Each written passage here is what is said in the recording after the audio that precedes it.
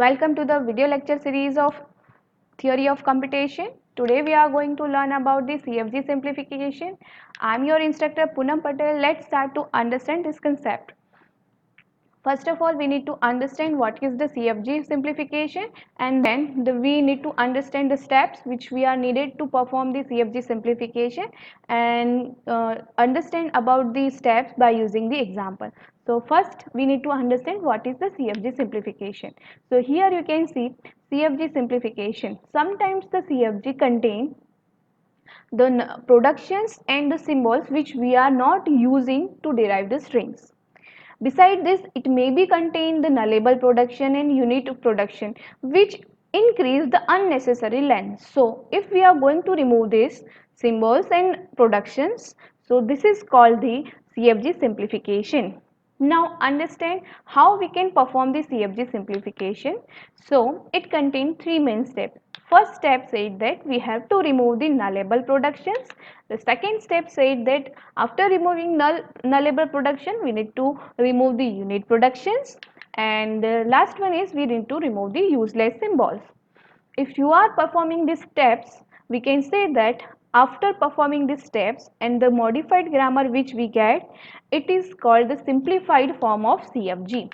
Now first of all, we understand how we can perform the nullable productions.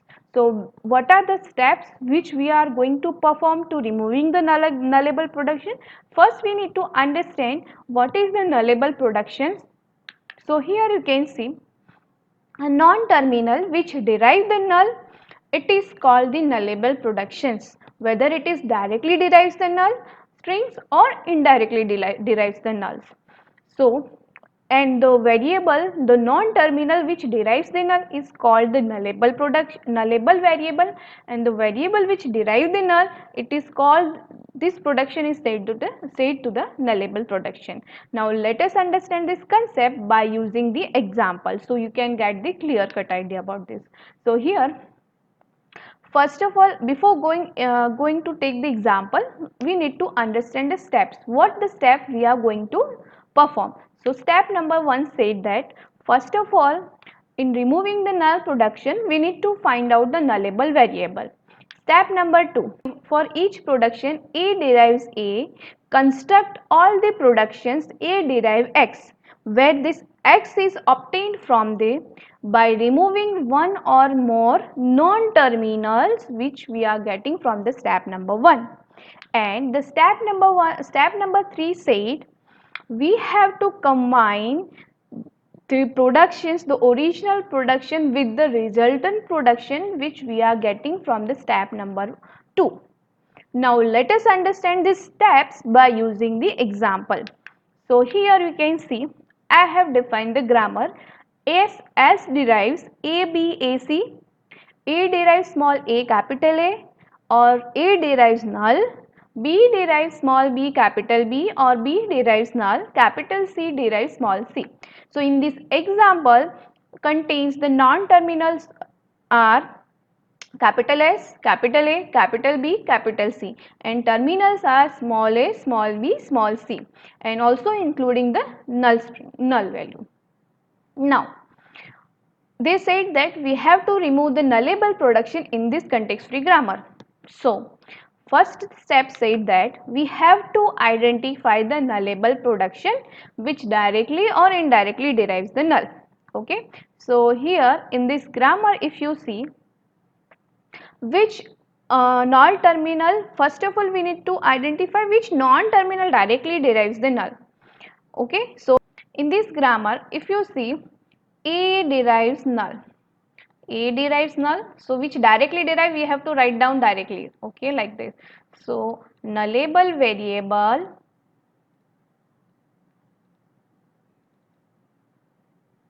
are for this grammar is capital A, capital B.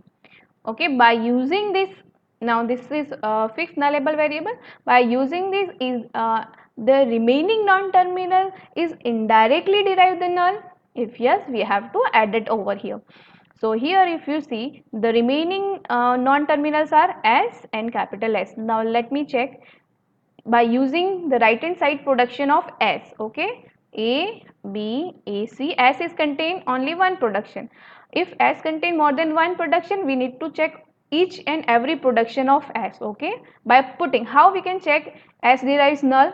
By putting the nullable variable, by putting the null in place of nullable variable. So A is my nullable variable, put null over here. B is my nullable variable, put null over here. A is null, but C is not a nullable variable, because if you see, C derives small c. So small c is a terminal, but it is a non-null. It is not a null.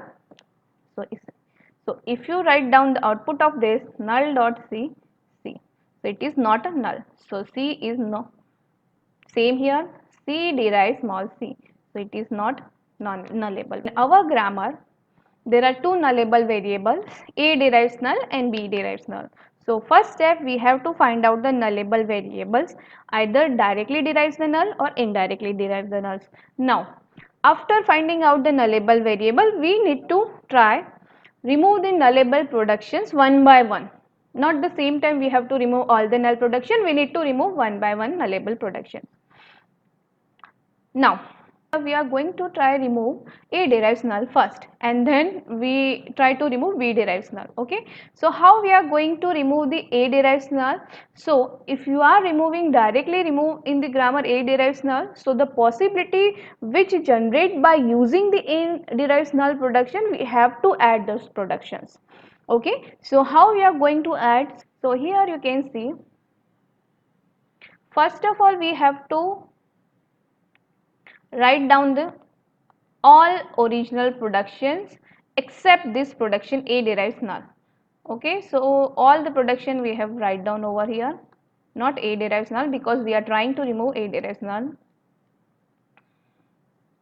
Okay, now we are going to add the productions which we get if I place null in place of A. Okay, now how we are going to add? So we have to check the right hand side production of each and every non-terminals and check whether it is contain capital A nullable variable. If yes, we have to add the production. So here you can see this production contain two A's. Okay, so there are two possibility. If I put null over here, first one by one we need to put null in place of A. So what is the remaining term we contain? BAC. Ignore the null. If null value is appeared in concatenation with any symbol, we have to just ignore it. So the part which contain BAC. So here we have to write down BAC. Now the next possibility. If I put second A in place of second A, so what the possibility we get? A, B, C. If I remove, we need to add this possibility. Okay, so A, B, C. So one by one A I have put null over here. Now if maybe happen if I put 2A, if I put null in place of 2A, so what the possibility we get? We get BC, null dot B dot C. Okay, so here you can see.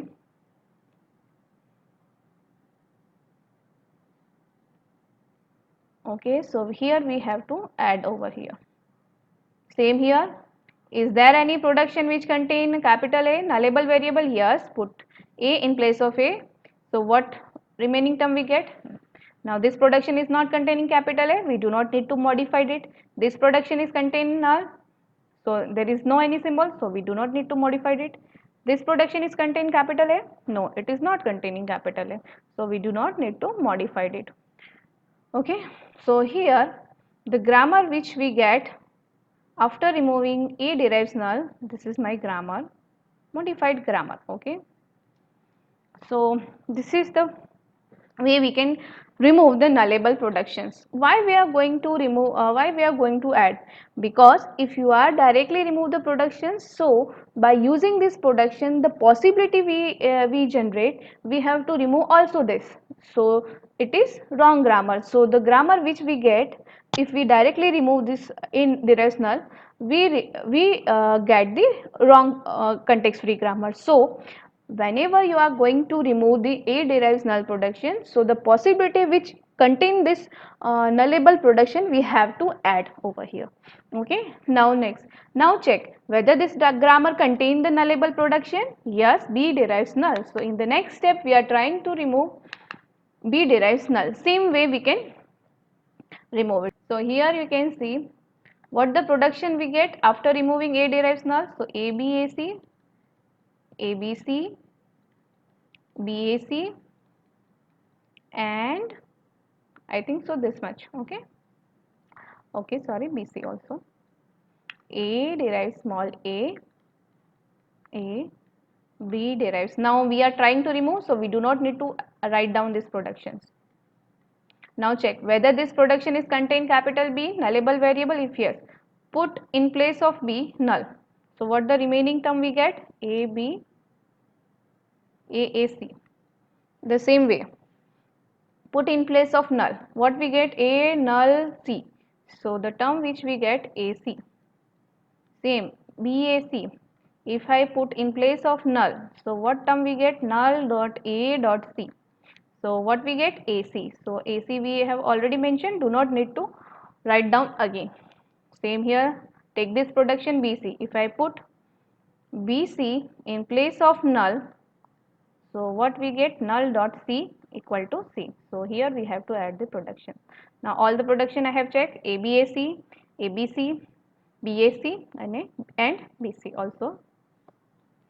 Okay, now again same way we have to check the production for A. Is there any production which there in A which contain capital B on its right side? No, there is no production which contain A on A production. So we do not need to modify it. Now B. So this production is containing nullable variable, so try to remove it. So how we are going to add the production? So put BB, so take the production. If I put in place of B null, so what we are get, what we are got, what we are take, what we get? B dot null. So B, so we have to add B over here. Now this production is not containing a B, capital B, so we do not need to modify the C production. So if this is our resultant production that we get after removing B derives null. Okay, now check whether this modified grammar contains any nullable production. If it is not, so this is the answer for our example. So I hope this concept is clear to you. Thank you all.